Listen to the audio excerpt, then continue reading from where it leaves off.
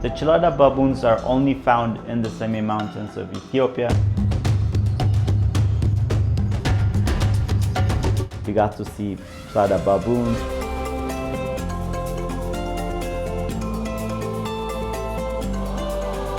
Oh, there's some cheating going on right there. Then also we went to the Gondar market, which was amazing.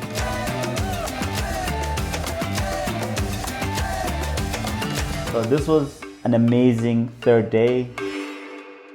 Hey guys, welcome back to Dejene Ethiopia Tours. I am Dejene Hodes, and today we have another amazing video for you guys. So for those of you who are just catching up, we were in Gondar, Ethiopia. We saw the castles and everything in the Gondar city. Day 2, we went to the Simien Mountains where we hiked for about 4 hours. We camped. That was an amazing day and an amazing night. And then now today's day 3, and we got to start with an amazing start of the day with seeing the Gelada Baboons and doing so much more. So I hope you guys like this video. Please subscribe so that we can do more activities and show you guys more. So day 3, we're starting from our campsite. We packed up. We have breakfast first, obviously. We didn't film that. I think Dave forgot to film our breakfast. And then we just get on our bus and head out. Last day we got there, we were late and hiking stuff. We didn't get to see the most important thing to see when you're hiking in the Simien Mountains, which are the Gelada Baboons. So we're gonna have an amazing time with the baboons. Our guide saw the Gelada Baboons, so he's saying we're gonna stop here, get out.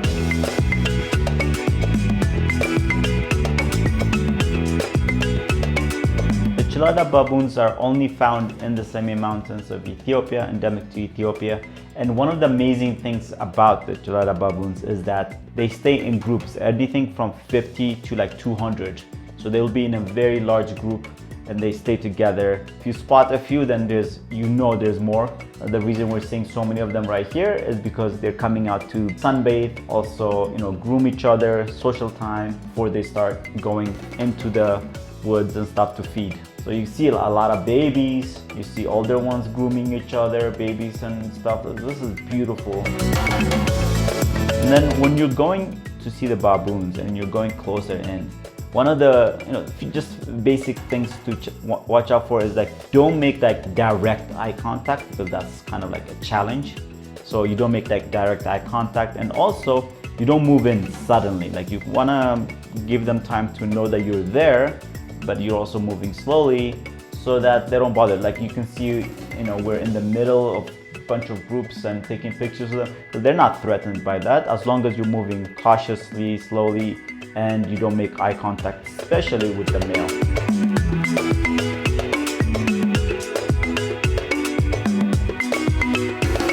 Look at that, like sitting right next to them, taking pictures.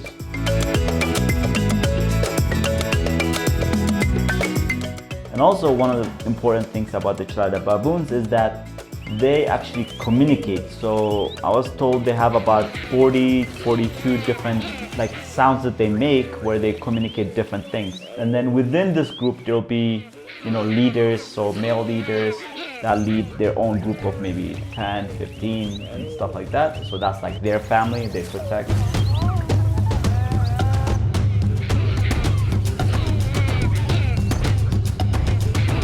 Making more babies. You can see sometimes there's fighting going on, so there might be some cheating going on. Oh, there's some cheating going on right there.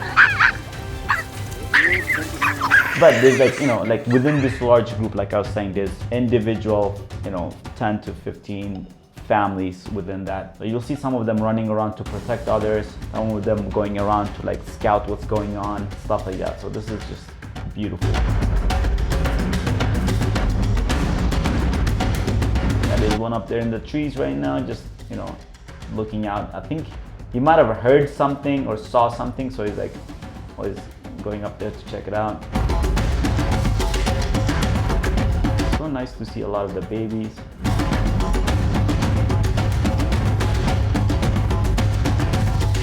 One of the things also when we were there, there was 2 researchers there taking a look at collecting data, taking a look at what's happening, their environments, which group is here, which group is not here, and stuff like that. Because I think they might have trackers on them, on some of them. So they were tracking some data, doing some research. So he said, you know, their population is going really well. And they're doing really, really good. So that's a good thing.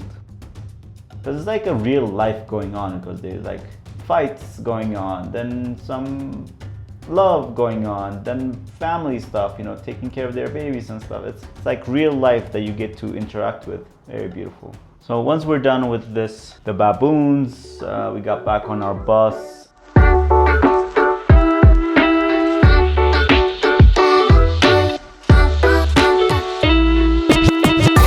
This is so beautiful. The view is just breathtaking.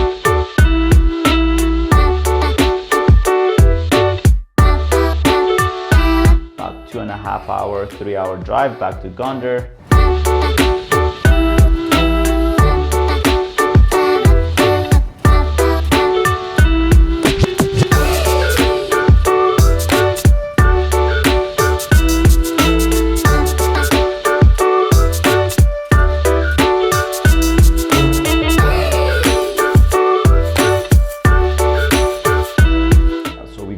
Market, middle of the street, like out of nowhere, there's a lot of people that gathered to market.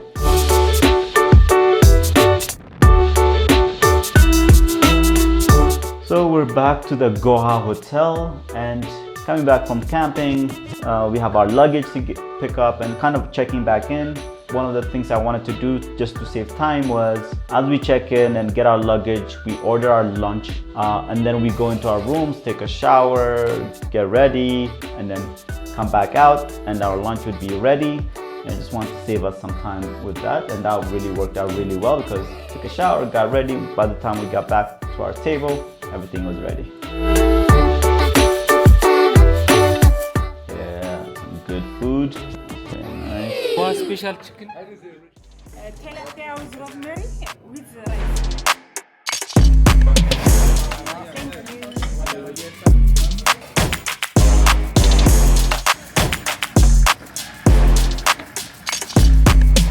Then, as I told you guys, this group is from Israel. One thing we would like to do is pay respects to the Jewish community that was in Ethiopia before they left to Ethiopia. So the Wolleka region, Wolleka area in Gondar was an area where Ethiopian Jews used to live. That's why we're gonna go there.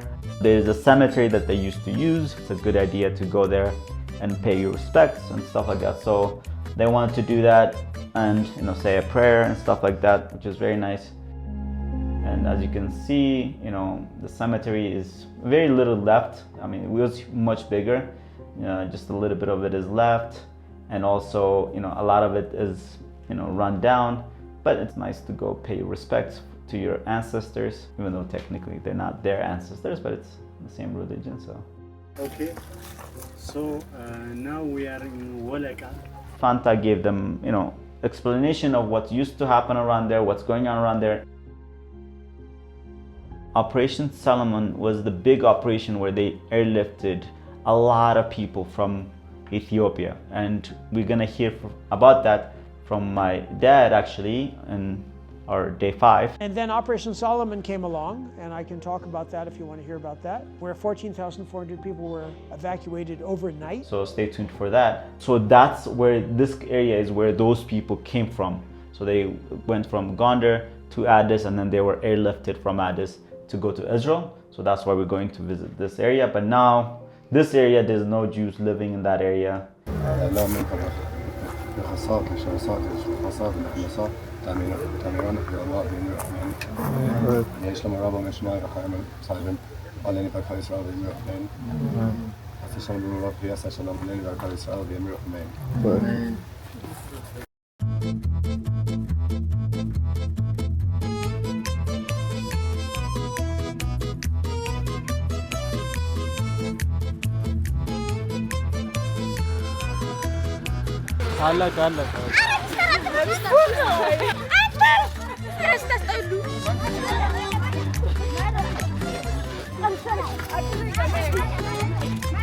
Wow, she's being swamped with kids. That's That's what happens when you give candy on the street.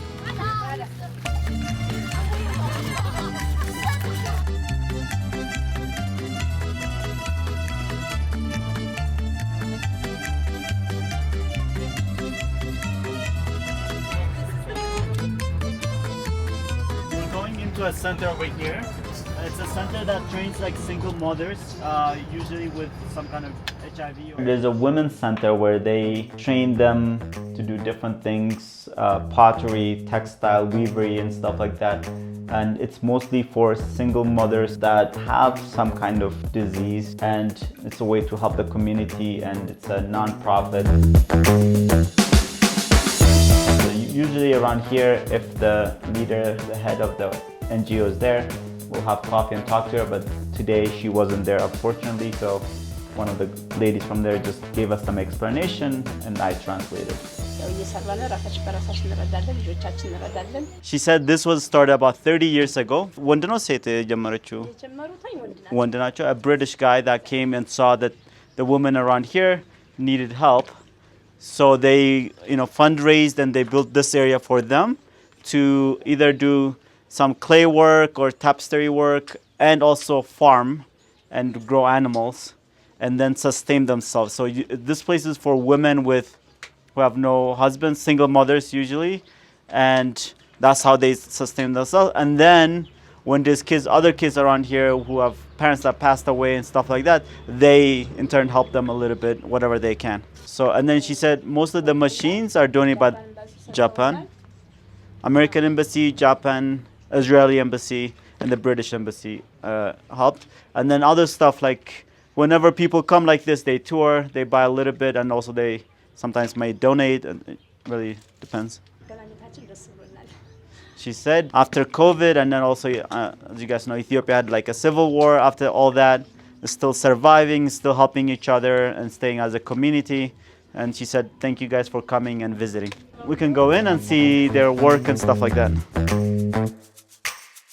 I really like taking groups there just to help out.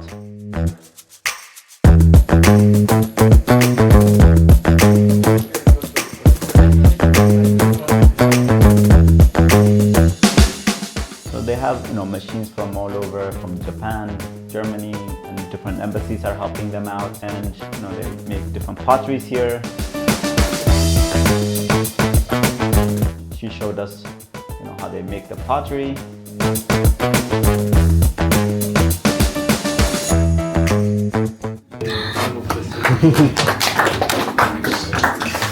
Thank you. And then also they have textile stuff that they make, scarves, blankets and stuff like that, which is very nice. And some of us got to shop around, buy different things. Clay piece. Star of David, and then King Solomon and Queen Sheba. Basket weaving.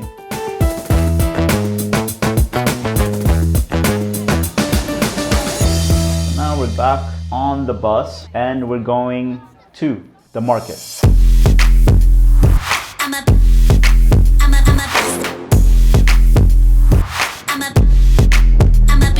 So going through the market is not really for them to do any shopping, but I want them to see what the market feels like. So going through the Gondar market.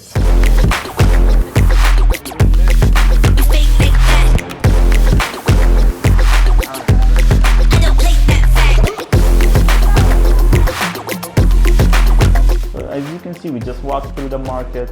Nobody's bothering them. Everybody's doing their thing.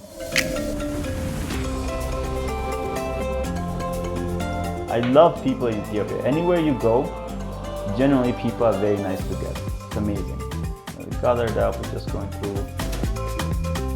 So we'll go through first the area where they sell Ethiopian traditional clothes and different things. Yeah, what do you got?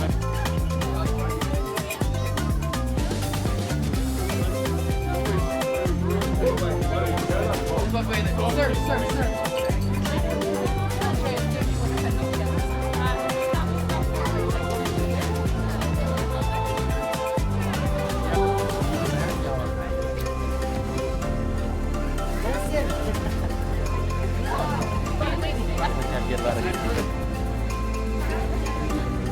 and then we just waved through different areas.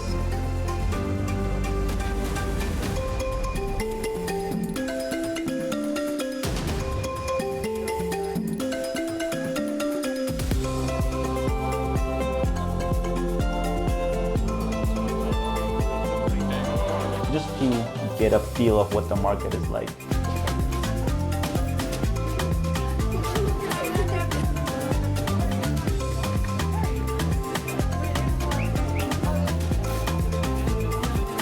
So we just go through the market, take a look at different things. Beautiful.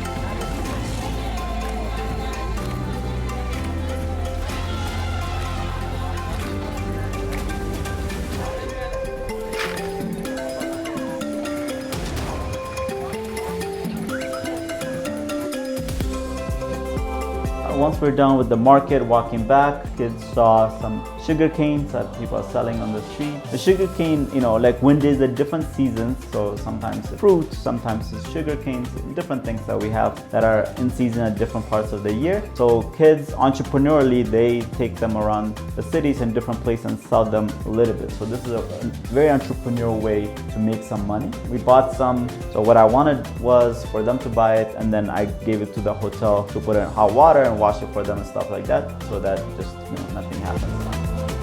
Back on the bus.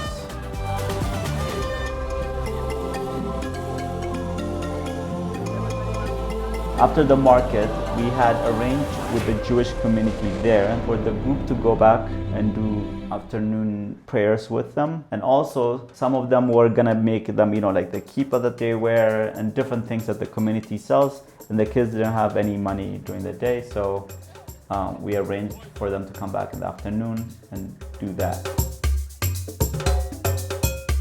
Yeah, as you can see, they bought some scarves and different things just to help out with the community, and also they like them because now you have story whenever you're using it. It's from Ethiopia. It's beautiful.